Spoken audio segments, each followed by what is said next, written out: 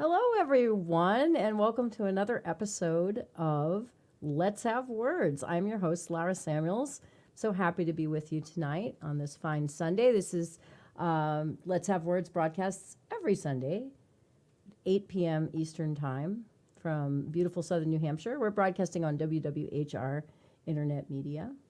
And we are with you every Sunday at 8 p.m. And what do we do here on Let's Have Words, you might be asking? Well, if you're new to the show, Let's Have Words is a talk show. And what we do on this show is we talk about stuff. So every week there's a different topic. Sometimes we have guests on the show, and sometimes we just kind of open it up for discussion, for open discussion where the audience is the guest. For instance, last week we had John Camerood on the show, and he is an expert in birding and birds, and we talked birds. We called the show Let's Have Birds temporarily, which was kind of fun.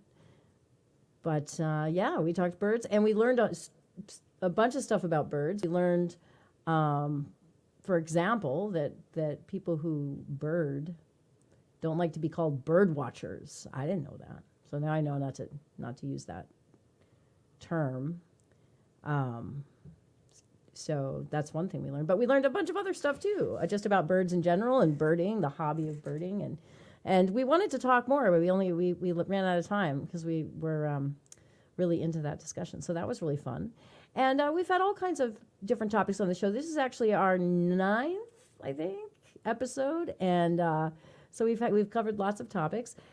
And tonight we are going to be talking trash on the show. And you may have surmised that I don't mean that we're going to be gossiping. Sorry.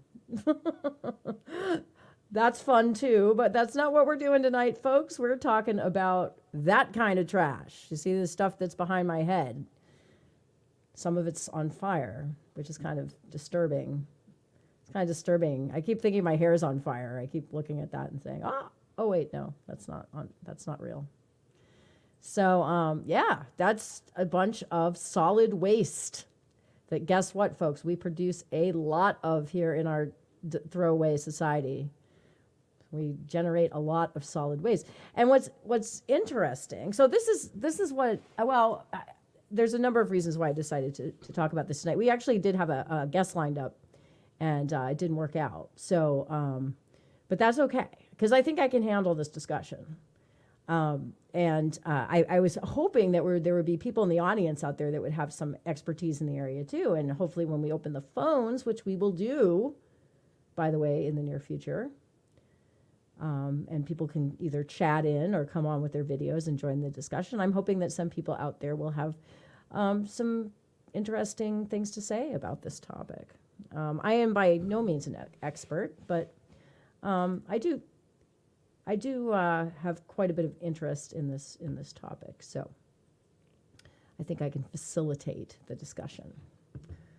So we have a solid waste problem. Certainly, we've had a solid waste problem for a long time, since we started throwing shit away, and it's just getting worse and worse and worse. You would think that by now we would have solved this problem, but as usual, we're still grappling with our solid waste.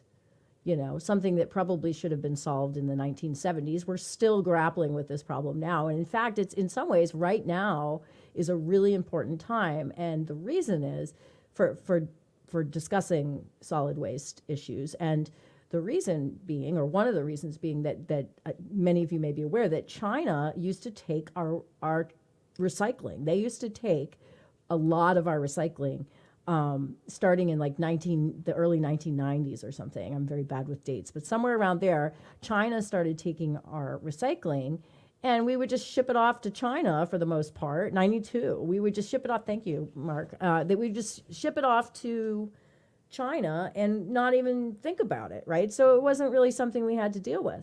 But China, very wisely, I would say, decided to stop taking all of that stuff in 2018, in January of 2018, or they're taking very little of it, and the stuff that they do take, they have very high standards about, contamination and stuff. So suddenly we are coming face to face with our trash problem, and we don't have the infrastructure in place to deal with it because we haven't been dealing with it, right? So we've been just shipping it off and thinking everything's hunky dory, and then right? So in some ways, that's a good thing in the sense that it's forcing us to face our trash problem and make some changes and deal with it, and hopefully we will over the next. How long does it usually take to solve something in the U.S.? The next 500 years that it'll take to solve this problem. But, hopefully we'll solve it quicker than that. I'm being facetious, obviously. So, or am I? But, so I'm going to talk a little bit about some of the methods that we deal with trash before I open the phones, because right now, I was surprised. I looked up some of these statistics, and I was actually very surprised. I went to the EPA site, and we only recycle about, 40% of our trash gets recycled. The other 60% pretty much gets thrown into a landfill or gets incinerated. And only 9% of our plastics get recycled. Just 9%. Think of all the plastics we produce.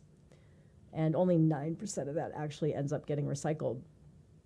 So we're not doing that much recycling anyway. And then China stopped taking our recycling. So that 9% figure, I think, was before China stopped taking our trash. So it's just going to get worse, right? And actually what's happening right now, a lot of communities are doing away with their recycling. Or they're scaling back, they're not taking as much stuff as they used to. So things are changing right now. And so, there are a lot in New Hampshire, for example, where I live, there are a lot of, for this legislative session, there's a lot of bills on the table trying to address this problem. We have in New Hampshire, we have 9 active landfills. They're not all, totally lined. There's if you want to read the actual numbers down there, we have 9 active landfills, 6 double-lined, 1 single-lined, and 2 operating unlined landfills. So, of course, if they're not lined, they're leaking all kinds of, mercury and lead and heavy metals and other heavy metals and, PFAs, forever chemicals and stuff out into the environment, causing, human health issues, environmental issues. Certainly landfills and incinerators are not a good way to deal with trash. They're very polluting ways of dealing with trash. And why, and we know this, right? We know this. We have the science on this. That we know that incineration and landfilling trash produces a lot of toxins and is detrimental to human health and the environment, and impacts poor communities and communities of color disproportionately, right? So this is definitely an issue. We can't just keep doing this, but there's a lot of innovative legislation or approaches that are kind of on the table. At least they're being explored with some of this legislation that's coming up this session. And the one that interests me the most, and this is actually something that is on the table in a lot of states, and this is kind of what I wanted to talk about tonight. Actually, the person we were going to bring on, I wanted to talk to her about this particular solution, which I love, which is called extended producer responsibility, EPR.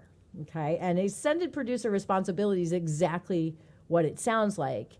It means that we're putting the burden of dealing with our trash problem, our solid waste problem, onto the producer, onto the person that actually makes the packaging to begin with.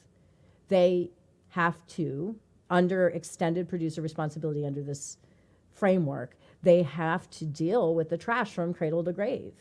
Even pre-cradle, they have to deal with it for its entire life cycle, right? And dealing with it hopefully means dealing with it responsibly, right?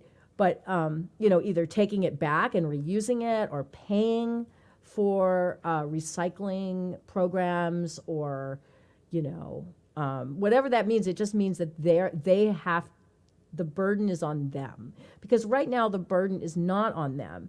The burden is on the taxpayer and local governments. That's where the burden lies right now. So they are privatizing the profits. I love this phrase. I like to throw this phrase around whenever I can. They're privatizing the profits and they are socializing the costs, right? So they're making the taxpayer ultimately pay for, the disposal of stuff and dealing with the environmental effects and the human health effects and all of those things. They of course only reap the benefits. So I like this idea of extended producer responsibility. I was hoping to bring a guest on that had more information about it, how it's actually implemented, right? But I just like it as a concept. And there is actually a bill on the table. It's House Bill. It's easy to remember. 1111. 4 ones. Did I say 4 ones? 4-1-1. Yeah, 4 ones. House Bill 1111 is looking for is just a bill to put together a commission to explore, this notion of extended producer responsibility. So this is something that's getting some buzz, around the country and in New Hampshire, including New Hampshire. So that's good. There's a bunch of states that are examining it. Of course, they're just examining it, right? So it takes so long to get anything done. Anyway, but it's a great idea. I think it's a great idea. I think they need to take responsibility.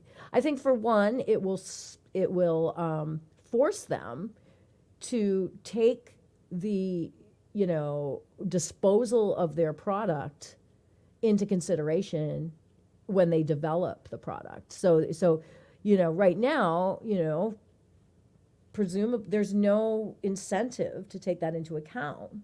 The only thing they probably take into account is what does the package look like, or what, how does it make my product more, appealing to a consumer, right? But they're not necessarily thinking. So they're thinking about the aesthetics and they're thinking about those sorts of things, the convenience, but they're not thinking about its entire lifespan and what happens to it after the person has already used the product and then they have this package left over, and what do you do with it? They don't have to think about that, but this is going to force them to think about that, and hopefully that will result in some innovation in terms of, biodegradable, more sustainable packaging, biodegradable packaging, etc. So I think that's a positive effect. I think they'll probably just pass the cost on to the consumer anyway. So the consumer, ends up paying, but I still think it's the most efficient and fastest way to get this done. I think that also, whatever approach we use, I think it needs to be a top-down approach. I think that relying on consumers to change their habits, which reminds me of a show we had several weeks ago about habits, relying on consumer education and just relying on people to change their habits is not going to get anything done anytime soon. That's not an efficient way. I mean, it's nice. I mean, I think it's a good idea that people examine their habits and try to be, responsible in their own lives. But I just think it's not a realistic policy approach. I think you need to go top down. I think the people who have the resources to make change, they're the ones that need to make the change, and they can do it quickly, and effectively and efficiently. So I think that's another thing is that I think that it makes sense for manufacturers to take responsibility for their trash. I think it'll create opportunities for innovation, and I think that it'll happen faster. It's quicker. This is my argument for extended producer responsibility. So we're going to open the phones. I can keep gabbing about trash. I could talk trash all night, but I would prefer it if people would call in, chat in. So if you would have questions, comments about trash, you can put it in the chat, or you can, if you're brave, you can come on the show and talk to us that way. So this is how you do it. You can look down at the screen there, and Mark is throwing up some stuff. There we go. Hi, Susan. We, the people, also need to be willing to buy recycled products. Yeah, I agree, right? That we need that people need to be willing to change, their consuming habits, and they need to take packaging into account when they shop. However, I still don't think that is what's gonna change stuff. I think what's gonna change I think change has to start with the manufacturer. I have a great example, and you've probably heard of this. I'm sure you heard this story. It's one of my favorite stories about trash, is when Frito-Lay came out with their compostable bag for Sun Chips. I was like psyched because I do actually think about packaging quite a bit. I take packaging into account in my purchasing decisions. Let's put it that way. I think about it. Don't always manage to, it's difficult to achieve 100%, sustainability when you're shopping, but I try. And I was psyched about the compostable bag. I mean, I was psyched. I didn't even like Sun Chips, and I bought them just because of the compostable bag. Frito-Lay, if you're listening, I loved it, right? I took it home. I got my little scissors and cut it up and put it in my compost. I loved it. All right. So the story, though, of the compostable bag, the very sad story, is that they discontinued it, I think, after like a year. It was very short-lived. And the reason they discontinued it is because people didn't like the way it sounded when they opened the bag. They thought it was too loud. Here we go. Here are the facts. Frito-Lay discontinued compostable bags because they were noisy. Compostable bags would break down in 14 days versus 400 years. And people were like, "Oh, this bag is too noisy. I don't like it." This is the kind of shit that people, and I'm sorry if you're a person who, can't stand the sound. I mean, they were like shipping earplugs off to people, which themselves were probably not recyclable or compostable. But anyway, the earplugs, I mean. But anyway, they were, that's ridiculous. This is the kind of crap. And I don't want to put down my fellow human. I love humans. But I don't think humanity, especially Americans, are gonna change their ways. I think that this has to come from either governments, industry, or both. Top down. That's my feeling about it. But yeah. Oh, we have Conrad coming on the show. Well, that's a treat. Hey, there he is. There's the man. There's somebody who's conscientious about his decisions, his health. How's it going? He's muted. Oh, you're muted, Conrad. I can't hear you. Never mind. I mute myself never mind. That's okay. What do you think? What do you think about this? Any ideas? What were you even listening? What do you think about extended producer responsibility? Well, obviously it sounds good. The devil's in the details. And I know they've been implementing some of this for years. As they've been discovering poison, ultra poison. They made them illegal to be used, and they stopped using them. Wait. What are you talking about? I'm sorry. There've been laws about not using certain chemicals, but this was because. Well, yeah, right. But extended. Okay, wait. Extended producer responsibility is this notion that industries, producers, people who actually who manufacture the products, that they have to be responsible either for the trash. Okay, the problem I see with that is that this is a free society, and how do you implement this? I lived on the communist system, everything was under government control. Every company, except for tiny businesses, mom and pop stores, you could do, little farmers, but anything that was over a certain size was government owned. And when the law was passed, down it went. down the hierarchy, and it was implemented from the automotive to cooking to food produce. You know what I mean? Yeah, but You don't right have that.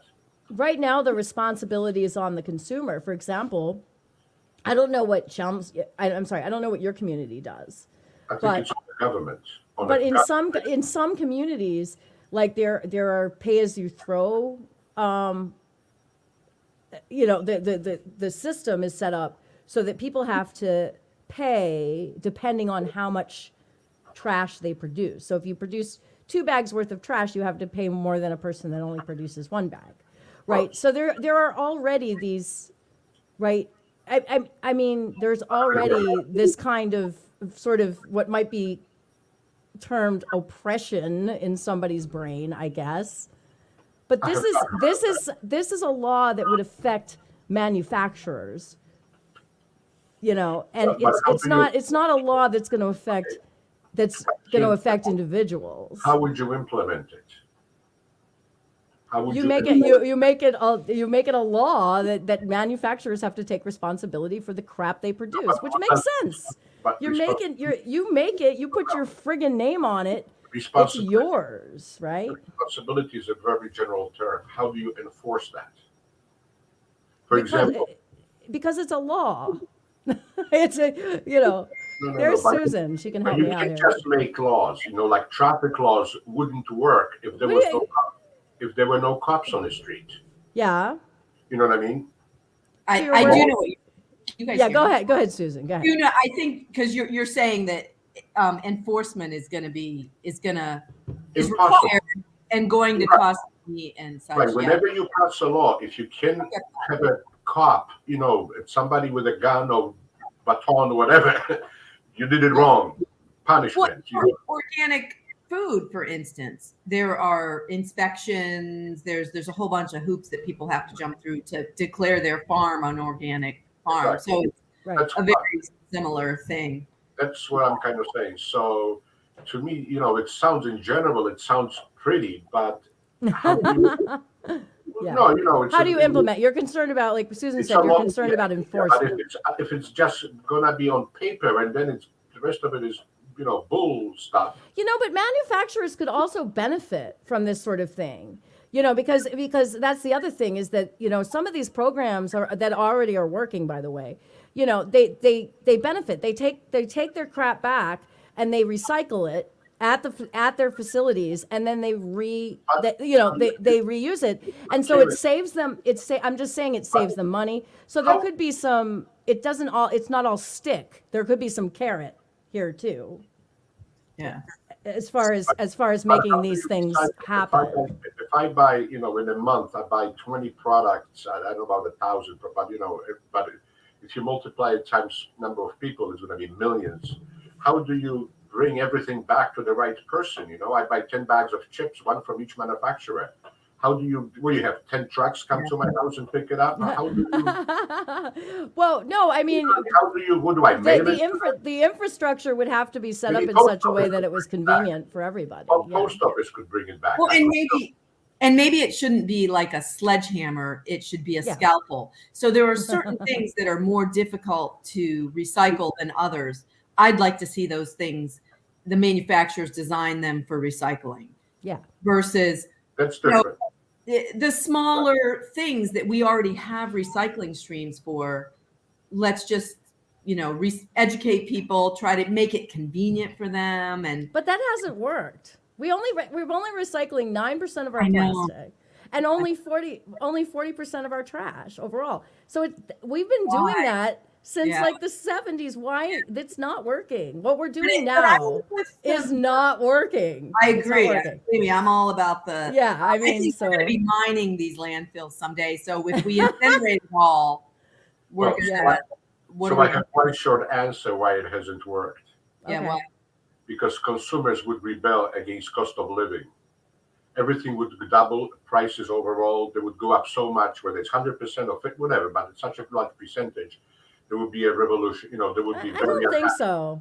The- And I think the some of these politicians who would pass it, they would lose all the election for the next 10 years. They I would think lose all some the of election. these this is not a new concept. This concept of extended producer responsibility has been around for decades, and it's been implemented. I mean, there are places that do it without these disastrous effects that you Place. refer I've never to. heard of it. Okay, I don't Yeah, follow. yeah. I mean, this is not a totally new idea. It's been around. We haven't really done it, I don't think, in the U.S., but I think there are several European countries that do at least some form of it. So it's not.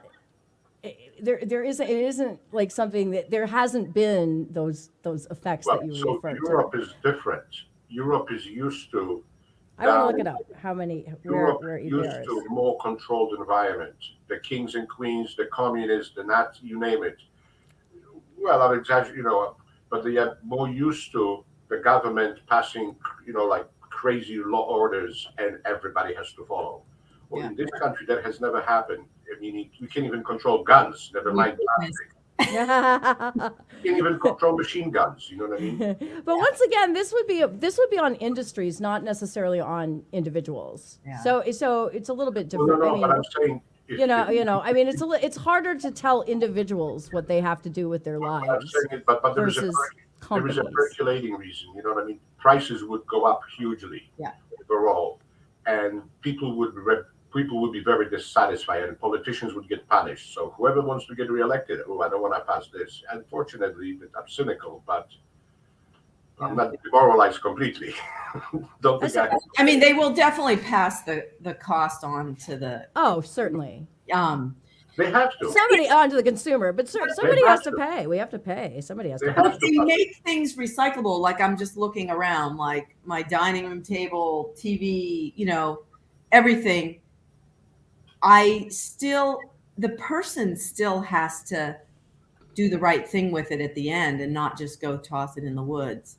You know what I mean? So there's still human behavior. So it has to be like this multifaceted approach, I think. That's right. So there are some laws. I cannot throw certain things into garbage. I don't remember what exactly they are, but I cannot throw medicine. I cannot throw like a thermometer. What do you call that? With the mercury. Don't throw mercury Yeah. in the About lead, trash. because lead is another poison. Yeah. I'm not, There are trash bans in Massachusetts. I think Yeah. there are, I don't know, 10 or 11 trash products that are banned. You like can't put in the trash. that's what I'm referring to. Right. waste and This is where consumer is responsible, not to throw poison or grenades. yeah. Hey, don't throw grenades in the trash.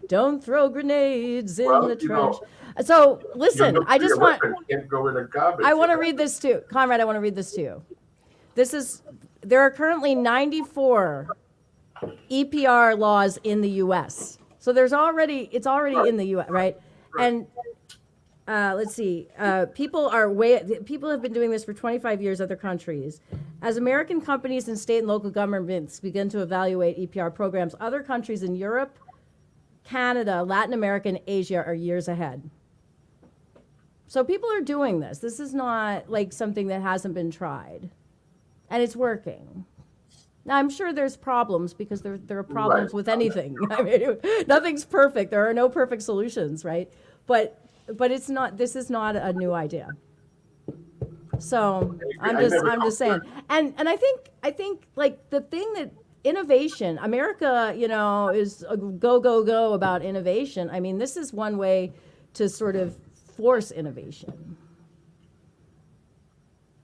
Because people are going to have to think about, well, how can if I have to deal with this thing, I've got to think about what's the most, effective way. And we just can't keep filling up our landfills and incinerating. Conrad, you've got to admit we have to solve it. We have to solve the problem.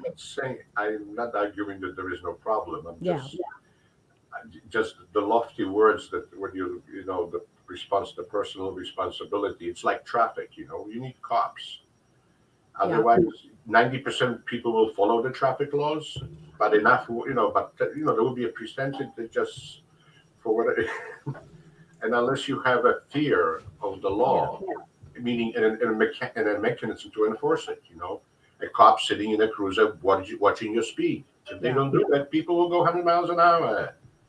Well, it's not, conservation is also an important piece of the trash puzzle, because just because we have extended producer responsibility, we can't go wild and just buy as much as we want and assume that it's all going to get recycled, because it still takes energy to recycle, to do the recycling piece of that. So That's true. we have to also, as you say, like, think about what you're purchasing and consider. Well, but the only cure for that, and I know the cure for that, high prices. Right. I grew up where prices were high, and we bought just the right amount of everything. That's right.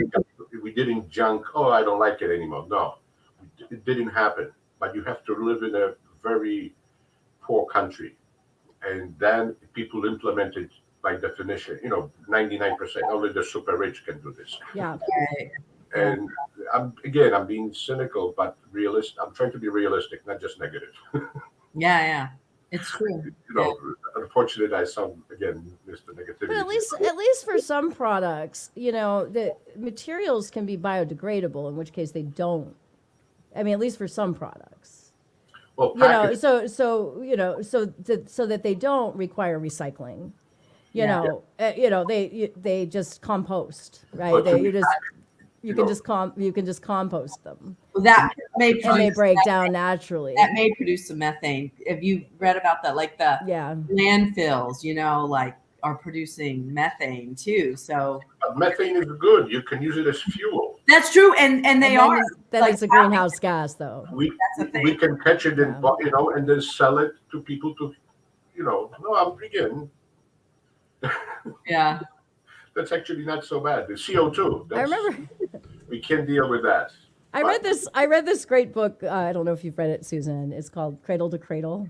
I don't know if I've ever talked to you about it before. Wow. It's a great book. It's I forget the author. Matt McDonough, I think his name is, and another co-author. I can't remember now. But anyway, it's a book about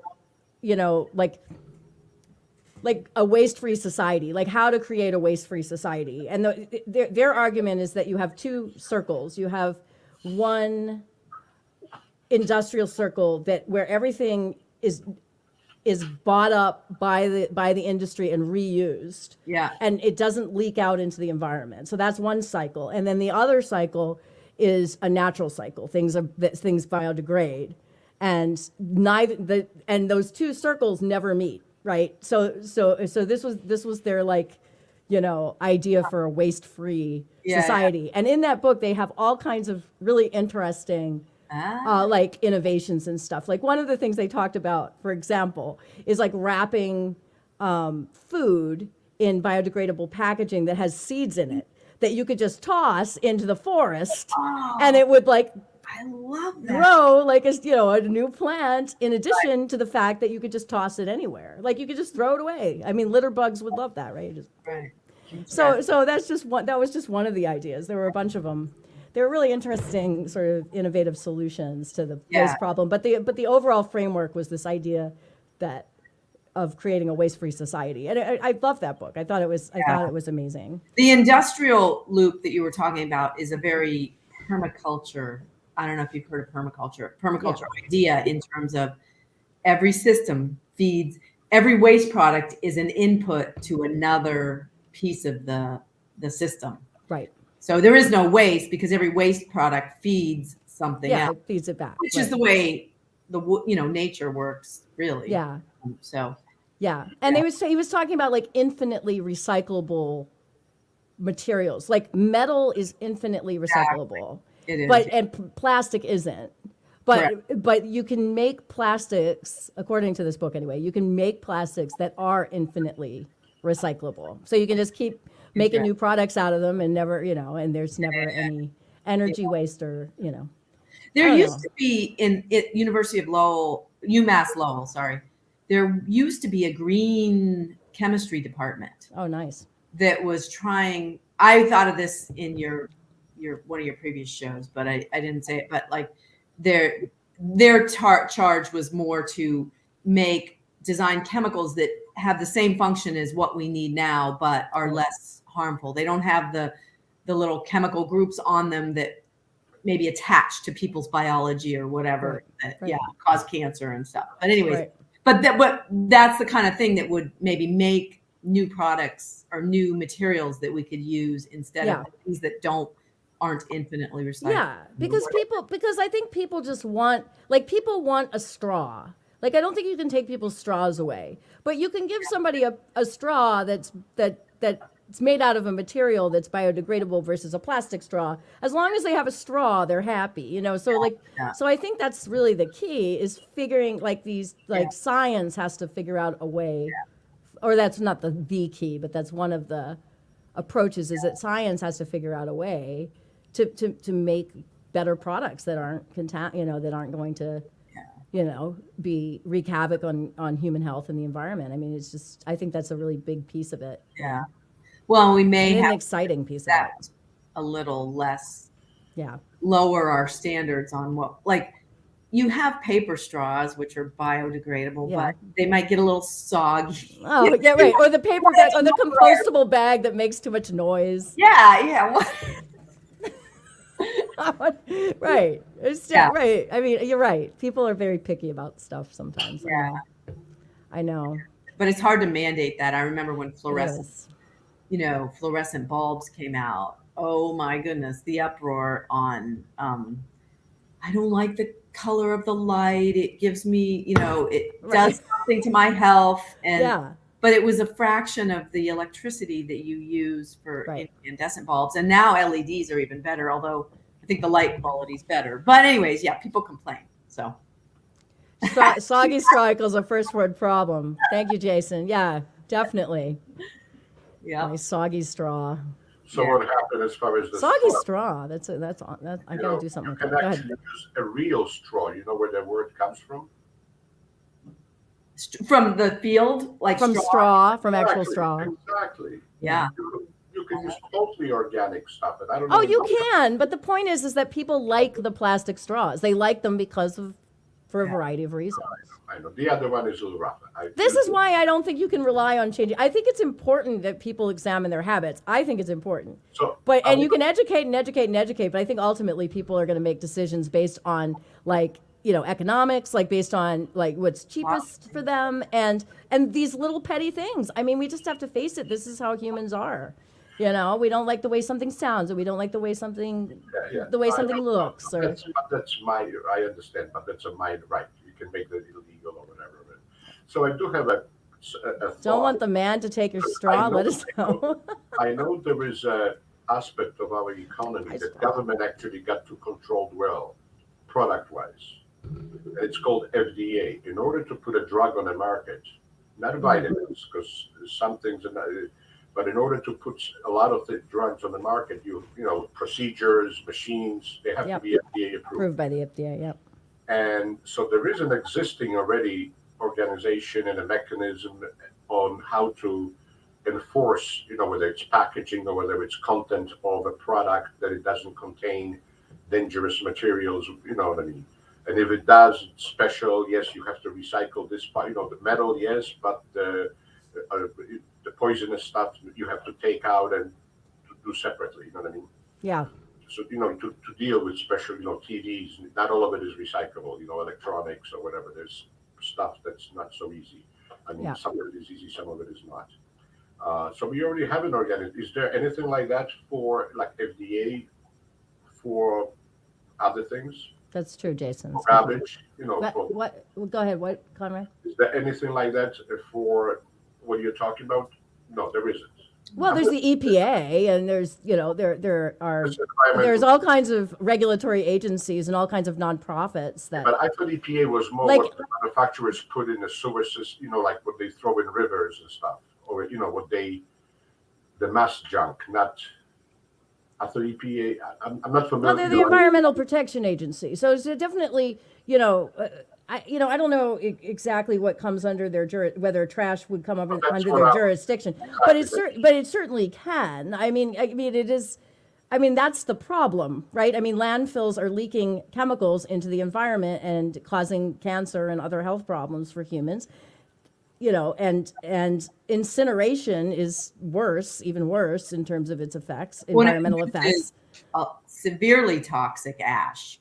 It reduces the volume of the trash, but it now you have to bury that ash somewhere. The Yes. incineration. Plus the process of burning it, gives Well, that, of course, produces greenhouse gases, and it puts all these, toxins into the environment. So yeah, I mean, it's definitely would fall under that. But there's there's state regulatory agencies, and and there's all kinds of nonprofits that work, to make recycling better. I mean, the what's the name of they're awesome.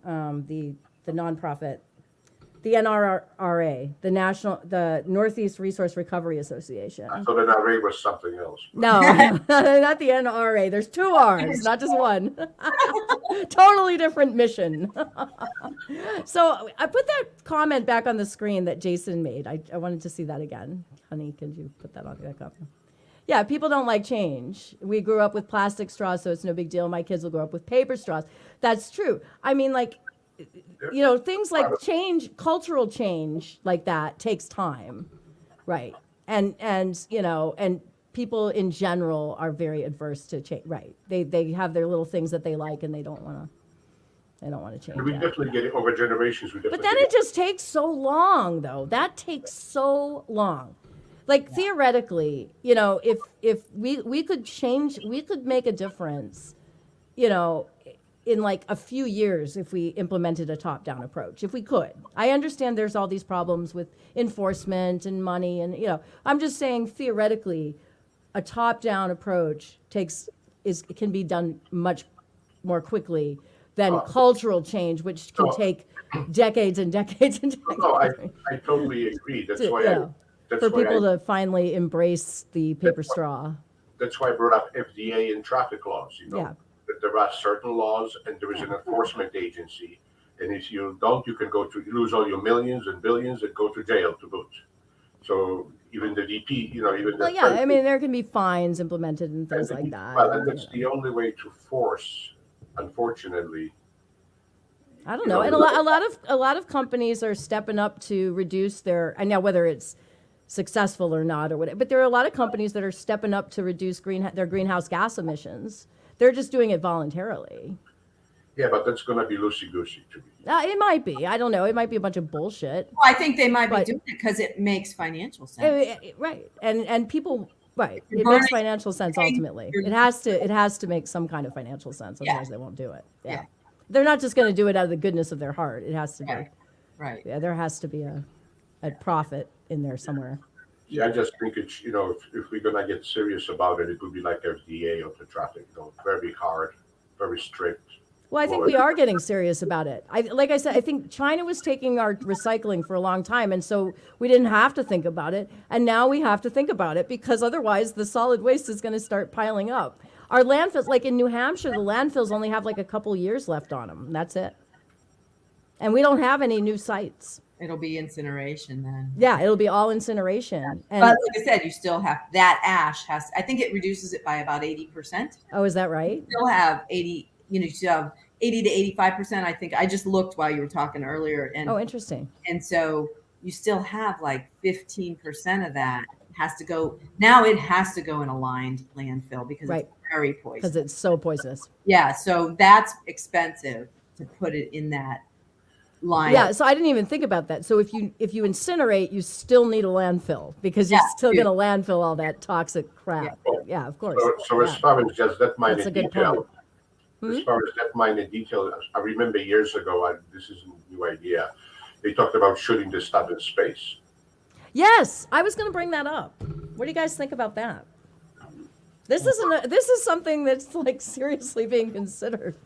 Well, but now you are polluting, just further out. It's maybe, again, it's shoot it into the sun.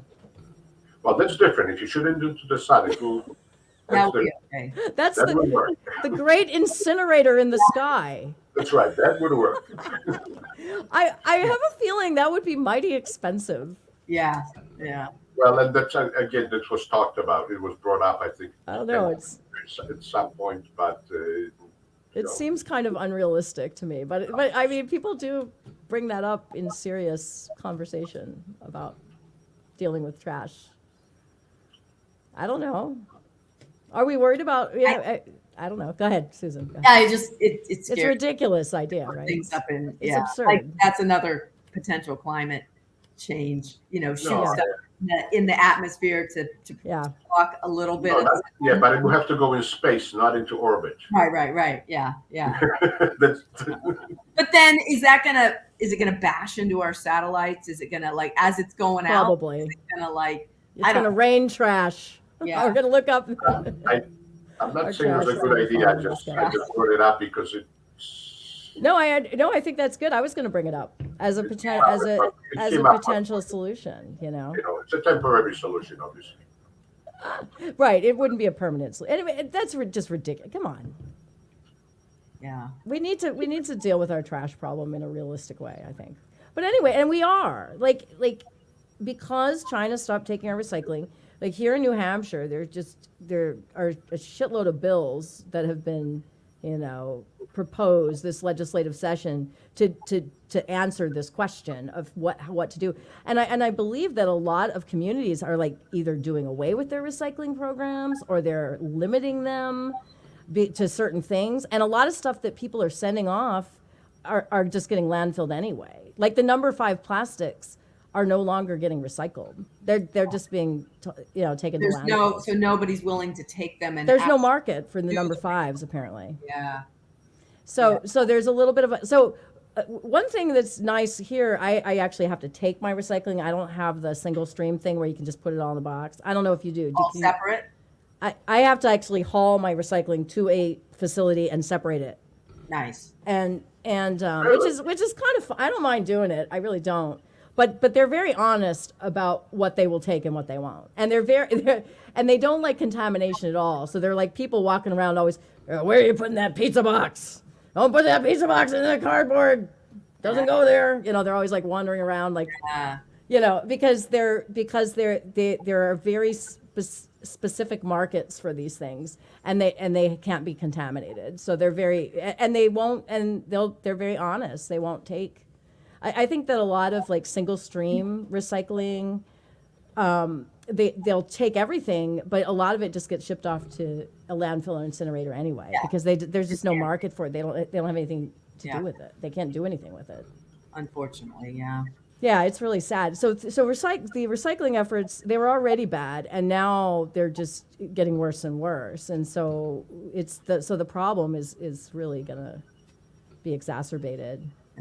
Because we can't ship our trash to China anymore, so we have to deal with it locally. Yeah.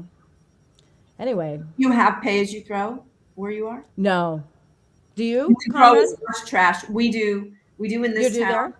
And my previous town, we modeled it after this town. And, so yeah, but it works, right? It was a fight to get it. People didn't want to pay $2 for a bag of trash. Is that what it costs? I think now it's $2.50 for this one. Yeah. How does it work? You pay for the bag, or you pay? You pay for the bag, and so you pay. So you pay for so they give you a roll of bags that you pay for, and then the fewer of them that you use, the less money you end up paying. That's the idea. Yeah. And they're like, are they purple bags? They're blue. Ours are blue. So you can't put your trash out in anything else. Right.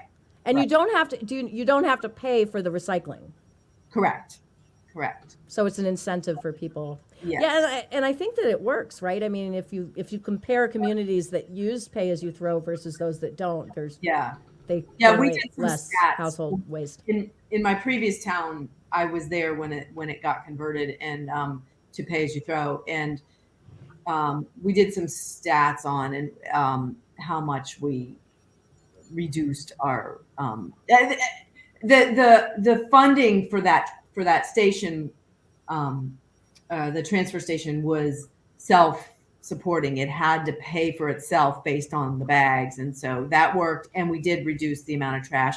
But I mean, the recycling markets go up and down too. So yes, they do. Yeah. Sometimes they make money on the recyclables. Sometimes they have to pay to get rid of them. So it's a complicated financial. Yeah, right, and you're right. They do. And I think right now though, there are business opportunities for people, and so even though so I think the recycling markets right now are really poor. I mean, like you can recycle steel always, Yeah, yeah, and aluminum, yeah. and I guess glass. I mean, I think they use glass. They like crush it up and use it in like for foundations and roads and things like They that. can melt it. They can melt it too. Yeah, there are multiple uses for glass. So I think there's always a market for glass, and there's always a market for like newspaper and office paper, but Paper. other kinds of paper not so much, Yeah, And plastics, up and down, yeah. yeah. But I think that there will be more now. I think that this is an opportunity, like I said, with China no longer taking our trash. It's an opportunity for some business models to Well, so I have a take comment. up this issue. I Yeah, have go a ahead. comment on that. The With the reason in profit Europe, motive. the reason in Europe it works a little different because the countries are small and very dense. There's nowhere to put things. Depending where you live, but most countries, you go from village to village. There's nothing in between. Yeah. So it's either you throw it under my house or under my, somebody is simply, and this is a huge country. There are deserts, so We have more space right. So unfortunately, I to think that toss our entrepreneurs garbage. will just find a desert somewhere nobody sees. I'm gonna dig a hole and put all in there.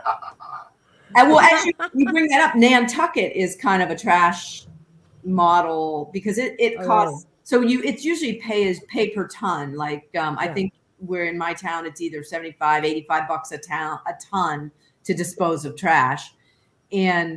But on Nantucket, because they have to ship it back to the mainland, it's I forget multiples of that or something, or at least twice of that price. So Wow. they've really honed their recycling and. So what do they do? What do they do?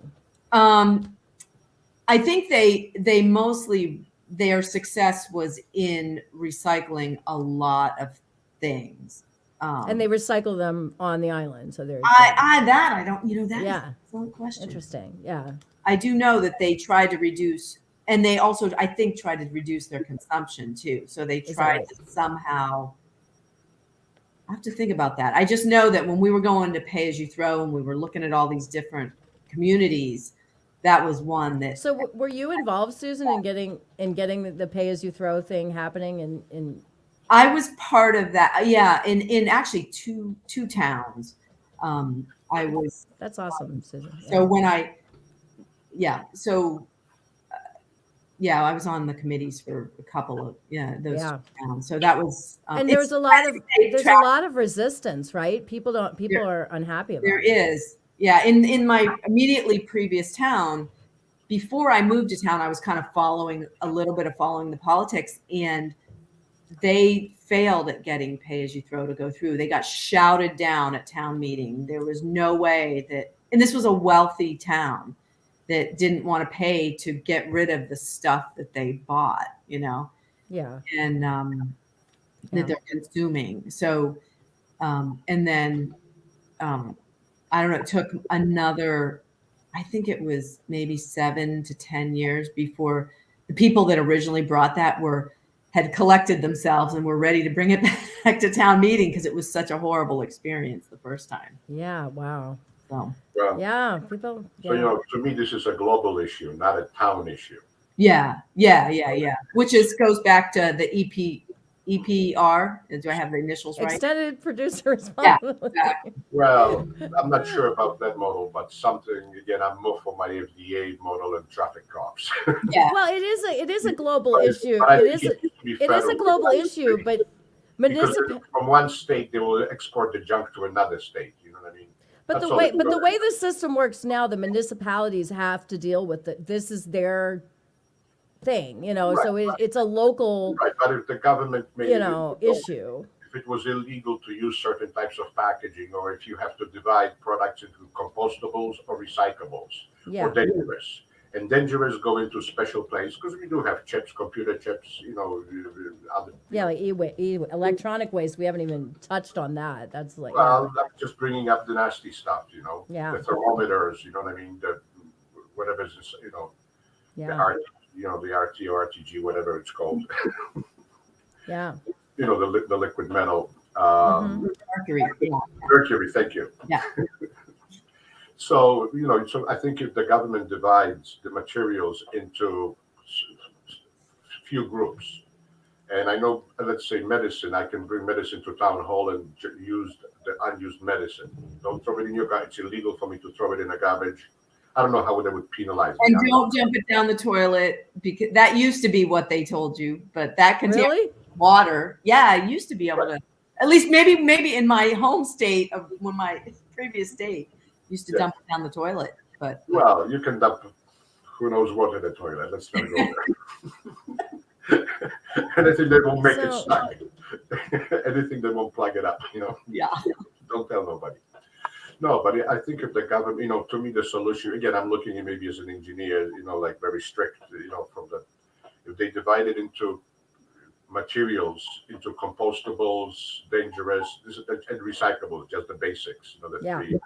And then recyclables have types, metal, paper, and let's not go, blah, blah, blah. I'm not a, chemist, so I don't know. Well, that's how it is now. But a lot of products now are hybrids. Like, you don't even know what the hell it is. It's like, it's got a little plastic and a little metal and a little, it's like, what is this thing? I don't even know. To recycle. No, and I understand it, but let's say like cars, there is a way to you bring a car to a junkyard. You can't just throw it underground. Well, people, I'm sure, have done it, but you're not supposed to just ditch it in a river. You know what I mean? Just junk it, and then they take it apart and they separate into different types. Somebody, it costs money. Well, they actually make money on it because a lot of it is, they make money on the metal or whatever. Yeah. But cars are like that. But there is a way. We've been dealing with that. There always have to be markets for this stuff. That's the thing too. Right. Like this shit behind me has to be valuable to somebody. Exactly. Otherwise it's just, There's no incentive. There's no incentive to do anything with it.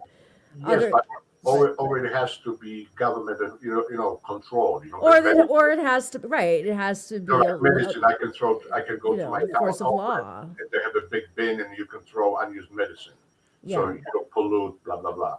It's an that's an example. And again, it costs me through taxes for them to do this. But I do think we got to wrap this up soon. But I do think philosophically, I think the burden should be on the people that make it to begin with, and not on the consumer. And that's what I like about. And I know that's a very fanciful thing. It's a very But I'm just saying the idea of shifting the burden, because right now the burden is on the consumer, and it's on the taxpayer, it's on local governments, and I think it should be on the producer. The producers get to make the money on the product, and then they don't have to deal with it. Then it's like it's my problem. Now I have to figure out how to recycle this crap, and I don't think that makes any sense. I think we're used to that, and I think we're accustomed to it. But I do think that the producer needs to take responsibility for their trash. They're the ones that are making it. Their name is on it. That's how I feel.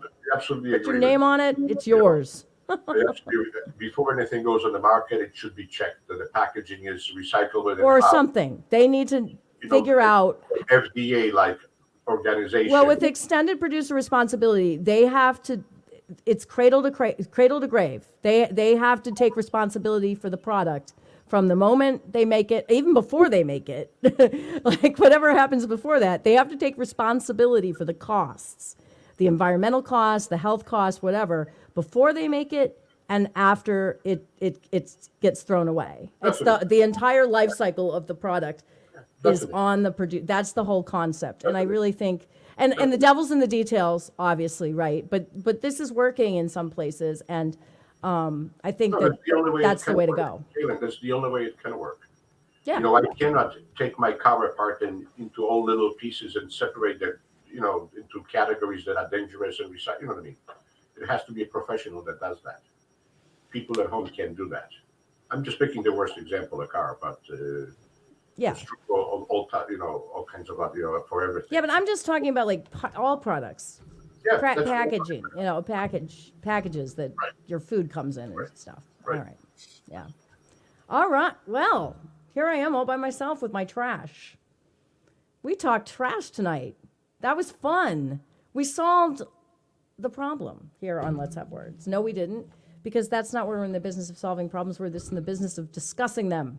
So that's what we did tonight. We discussed trash. We talked about extended producer responsibility, this concept of manufacturers taking responsibility for their products, and landfills and pollution. And we had 2 people on the show, very, very informative and interesting discussion with Conrad and Susan. We had some people who chatted in, like Jason. I appreciate that. And we ended up having an excellent discussion. I always feel like we just scratched the surface, though. There's so much more to say, but that's okay. But, so you never know what you're going to get on Let's Have Words. So every week we talk about a different topic, and who knows? You never know what's going to be on the show. If you would like to be on the show, if you have an area of expertise that you think would be a good fit for Let's Have Words, by all means, please email us. Let us know you want to be on the show, and we will definitely entertain the possibility of having you on. There's Ronnie. Ronnie was listening. She was listening to the show. Thank you, Ronnie, for tuning in. I appreciate that. And yeah, please come on the show. We love guests. And yeah, as far as trash is concerned, it's a problem that we all have to face. Somebody has to pay, and we have to deal with it. So hopefully we can have further discussions about this in the future. In the meantime, we'll see you next week, and keep the lines of communication open, folks. Let's have words. Let's have words. Say what it's all about. We're gonna say what it's about.